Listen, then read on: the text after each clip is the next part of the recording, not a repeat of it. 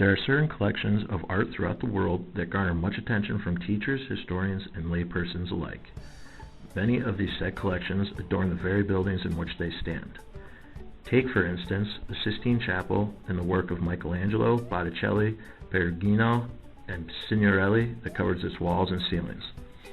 Known by all, visited by many, the Sistine Chapel remains a place of historical worship. It would be a shame if, for some reason, the Sistine Chapel were moved to the mountains of Italy only to be visited by its most devout admirers.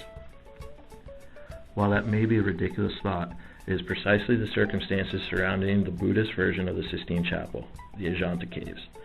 For 1400 years, the Ajanta Caves went unnoticed in the jungle of central India. It wasn't until the early 19th century that a British officer discovered the 29 caves. The caves, carved out of a crescent-shaped rock and decorated wall-to-wall in ancient Buddhist art, remain highly unrecognized today. Without these caves, a large part of Buddhist history in India would remain unknown. The Ajanta Caves are so important that they often draw comparisons to the Parthenon and are considered by many as the eighth wonder of the world. The Ajanta Caves are unknown to most simply by way of location. Very few experienced the Ajanta Caves for the same reason few got to experience other Buddhist wonders. Many places of Buddhist worship are located where they are so that people wouldn't visit and be a distraction. So in retrospect, it is no surprise that the Ajanta Caves are in the middle of nowhere. The Ajanta Caves are located in western central India. Their approximate location is just outside of Aurangabad, Maharashtra, in the small area of Ajanta. Aurangabad is fairly large, with over 1 million people. The location of Ajanta is not, and in fact is extremely rural. In fact, Ajanta is a 2 to 3 hour drive from Aurangabad, making it also a 2 to 3 hour drive from the nearest hotels. There is no question as to why these caves go unnoticed. It should come as no surprise then that these caves lay in the Indian forest for over 1,000 years before they were finally discovered. In 1819, a British officer was tiger hunting in the woods near the Ajanta Caves when he stumbled across them. This was well over the 1,400 years the caves were last believed to be inhabited. Without the discovery of the caves, much art and history, all greatly relevant, would have slipped through the cracks. The art that bathes these caves is considered the largest collection of Buddhist art from the period known as the Golden Age. Without their discovery, much less would be known about Buddhism, and more specifically Buddhist art, than is known today. The caves are often referred to as the Sistine Chapel of Buddhism and are globally considered to be a cross between the Sistine Chapel and the Parthenon of Athens. They are so large and periodic scale that many today refer to the caves as one of the 8 wonders of the world. Proving their importance one step further, in 1983, UNESCO placed the caves on their World Heritage Site list.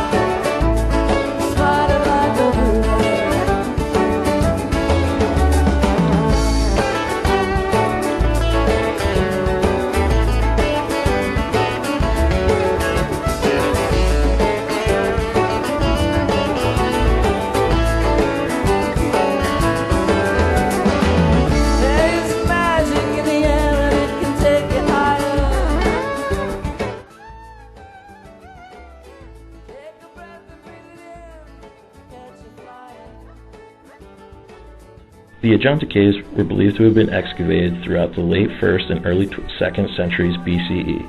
More caves were excavated in the 5th and early 6th centuries. As it has already been said, the caves are in a densely forested area. In total, 29 caves were excavated by the early Buddhists.